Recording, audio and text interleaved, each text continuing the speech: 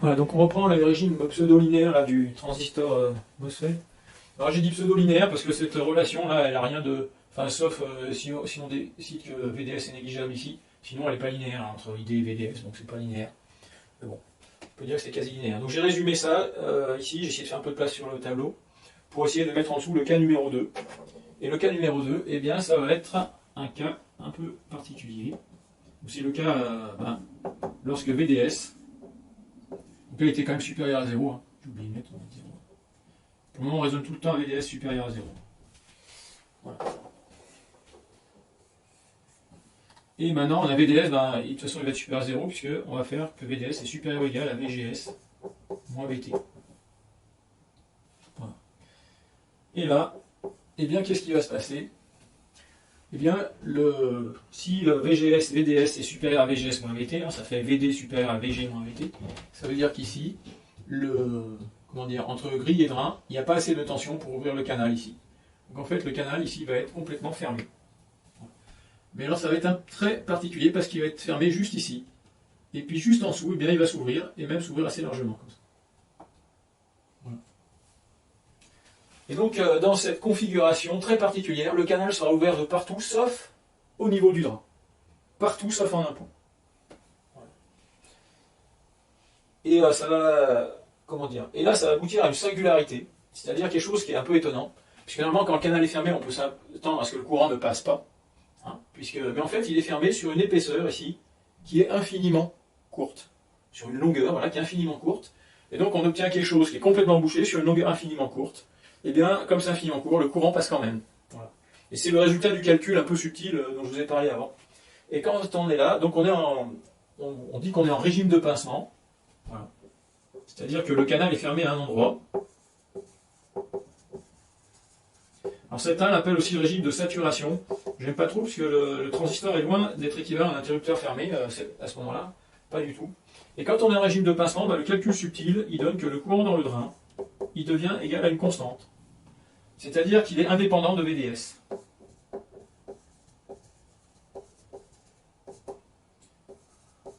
Voilà.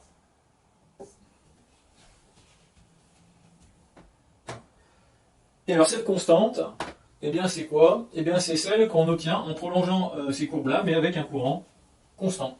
C'est-à-dire que ici, dès que je dépasse la condition VDS égale au-dessus de VGS plus VT, ça me fait que je prolonge la courbe, et je la prolonge par une droite horizontale. Pareil, celle-ci par une droite horizontale. Voilà. Et dans ces zones-là, eh bien le transistor se comporte comme un générateur de courant. Autant ici, il se comportait comme une résistance. Ici, c'est difficile de le modéliser autrement que par cette relation-là. Ensuite, sur des petites variations, on peut toujours remplacer la courbe par sa droite tangente, et puis ça donnerait quelque chose, un modèle possible. Mais surtout là, ça devient assez simple finalement, le modèle, puisque le courant est constant. Et alors pour connaître la valeur du courant, il suffit ici de prolonger cette courbe-là par continuité, c'est-à-dire de calculer la valeur de cette courbe au sommet, c'est-à-dire lorsque VDS est égal à VGS moins VT. Donc dans ce cas-là, ID est égal à ce calcul-là, voilà, avec VGS. Donc c'est l'idée de cette relation, hein, avec VDS égale VGS moins VT. C'est-à-dire quand il y a égalité ici, quand on est à la limite de rentrer dans la zone de passement. Voilà, alors j'écris ce que ça fait, hein. Ça fait bêta. Le VDS, je le remplace par VGS moins VT. Que multiplie, voilà, j'ai encore VGS moins VT. Moins 1,5. Et le VDS qui est ici, je le remplace par VGS moins VT. On va mettre des crochets ici pour bien marquer les niveaux de parenthèse. Voilà, et bien si on regarde ce qu'on a dans la parenthèse ici, j'ai un VGS moins VT moins la moitié de VGS moins VT. Donc la parenthèse, elle est égale à 1,5 de VGS moins VT. Ça.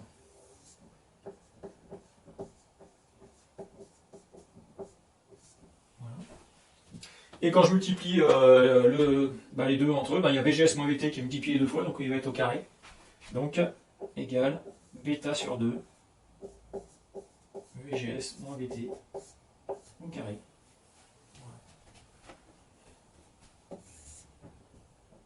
Alors, ça c'est le calcul intermédiaire, mais ce qu'on retient c'est surtout ce qui est au bout. Voilà.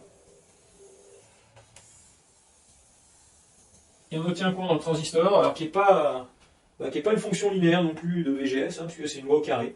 En fait, c'est une fonction non linéaire de VGS moins VT. C'est pour ça que j'ai écrit que c'était un régime pseudo-linéaire. Voilà, et vous avez le fameux coefficient bêta qui intervient encore ici. Voilà. Bon, j'insiste, cette formule-là, en fait, elle est inscrite dans celle-ci. Déjà, elle est inscrite dans ça, en fait. Hein. Et puis, pareil, la formule du RDS-on, elle était aussi contenue dans ceci. Donc, en fait, si on retient ça, et puis qu'on n'est pas, voilà, qu'on est un peu adroit en calcul, on trouve tout très facilement. Et très rapidement. Voilà. Alors, j'ai terminé pour le MOSFET canal N, enfin pour ce qui est des formules. Ce que je ferai, je vais faire une petite vidéo sur un équivalent hydraulique maintenant du transistor MOSFET, hein, pour vous donner une représentation un peu intuitive, peut-être plus intuitive que ce qui est là, puisque là il y a quand même pas mal de formules. Voilà. Et puis, s'il y en a qui sont très motivés, je ferai une vidéo qui permet de démontrer cette formule-là. Voilà, le fameux calcul subtil, en fait, qui permet de démontrer ça, et puis ça aussi, en fait. C'est tout est inclus dedans, en fait. Voilà. Très bien. Eh bien, allez, on va couper là. Et puis, je vous envoie une petite vidéo sur l'équivalent hydraulique du transistor MOSFET canal N. Voilà, rebonjour tout le monde. Bien, figurez-vous qu'en effaçant le tableau, et avant tout effacer, je me suis aperçu que j'ai oublié de mentionner un petit détail sur le transistor MOSFET. Voilà, de pas grand-chose, mais voilà, ça concerne le transistor MOSFET, eh bien, quand il est bloqué. C'est-à-dire quand le VGS ici, vaut 0, voilà, eh bien, il n'y a pas de canal dans ce transistor-là, c'est-à-dire, voilà, il n'y a pas de canal ici, voilà, et normalement le transistor est bloqué. Alors, en fait, il est bloqué, mais si le potentiel de drain est supérieur au potentiel de source. Voilà.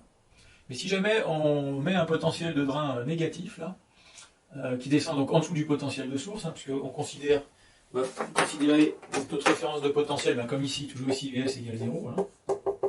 Mais si on fait descendre le potentiel de drain, et donc ça revient à dire qu'on met un VDS négatif, voilà, attention VDS, voilà, eh bien, ça veut dire que le potentiel ici devient inférieur au potentiel de la région P. Et comme en fait on a une jonction PN dans ce sens-là, eh bien ça va mettre en conduction la diode équivalente, hein, qui conduit donc de P vers N. Voilà, la diode que j'avais dessinée ici d'ailleurs en tout petit. Voilà. Et tout ça c'est pour vous dire que dans ce transistor MOSFET, hein, comme il est ici, c'est-à-dire avec le substrat relié à la source, ici, eh bien systématiquement, on va avoir un effet diode entre le drain et la source. Voilà. Donc c'est une diode qui est en antiparallèle, parce qu'elle conduit dans le sens inverse du transistor, voilà. Là on trouve le VDS. Voilà. Et alors cette diode existe toujours, voilà. Et des fois d'ailleurs dans les documentations des MOSFET, eh bien, le fabricant dessine le MOSFET et dessine bien la diode, hein, pour préciser qu'elle existe. Voilà. Et cette diode elle joue un rôle très important parce qu'elle sert de diode de roue libre dans ce qu'on appelle les bras d'onduleur ensuite. Donc elle peut avoir son utilité, ça vaut le coup de la mentionner. Et puis, généralement, les constructeurs s'arrangent pour que cette diode soit zénère, et comme ça permet de protéger le MOSFET contre d'éventuelles surtensions. Voilà.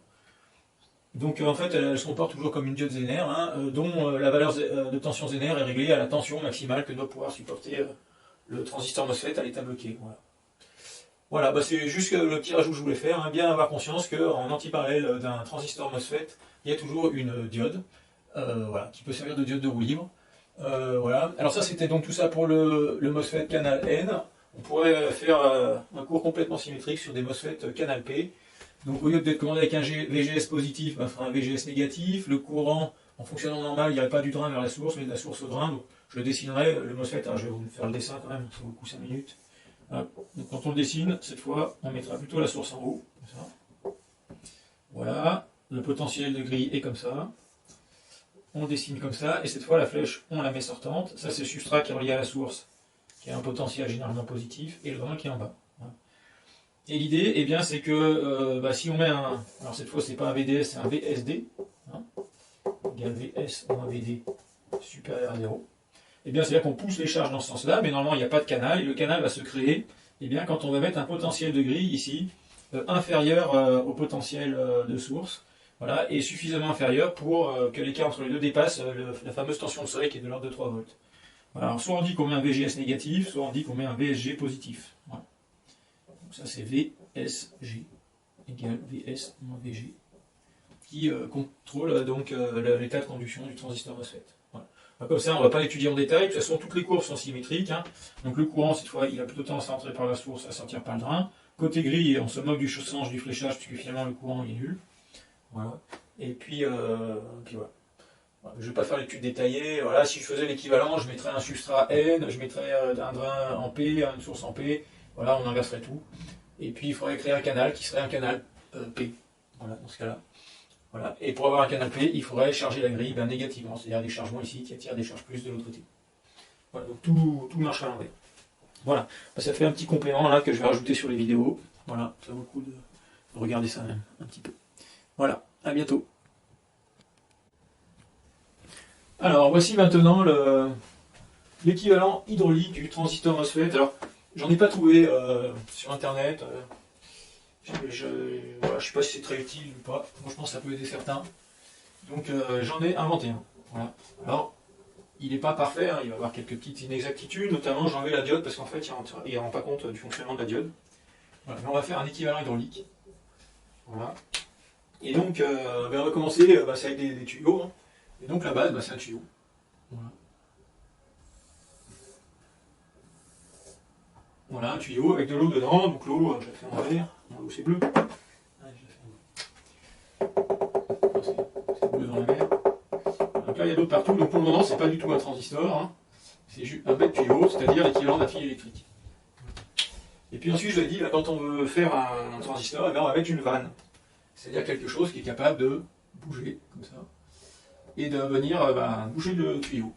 Alors en fait, je vais mettre le tuyau, puis je vais dessiner la vanne rentrée, c'est-à-dire en position bouchée, voilà. Voilà. J'ai fait une petite pointe, je refais une petite pointe comme ça. C'est plus étanche au bout.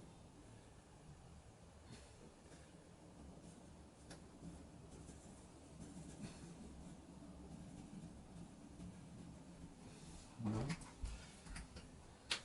Voilà. Alors le volet, voilà, je le fais un peu ressortir, mais c'est pas grave. Voilà, comme ça. Et puis bien sûr, pour le guider, il y a une glissière ici, voilà, on le fait comme ça. Voilà, donc le volet là, pour le moment, bon, on ne sait pas ce qu'il actionne, mais il peut sortir et laisser passer le courant du drain, puisque là où ça sera le drain. Alors, on va dire le drain. Et là, c'est la source. Alors ensuite, qu'est-ce qui va actionner le déplacement du volet? Ici, c'est quelque chose qui doit dépendre de la tension qu'il y a entre grille et source. Donc il va falloir que je dessine la grille. Donc, pour dessiner la grille, je vais faire un trou ici. Voilà. Bon là, je suis chez la source, hein, mais on va dire que j'ai un tuyau là qui arrive comme ça. Voilà. Alors ici, ça va être la grille, mais la grille, elle n'est pas reliée à la source, hein, il y a un isolant. Donc l'isolant, en fait, il va être un peu particulier ici.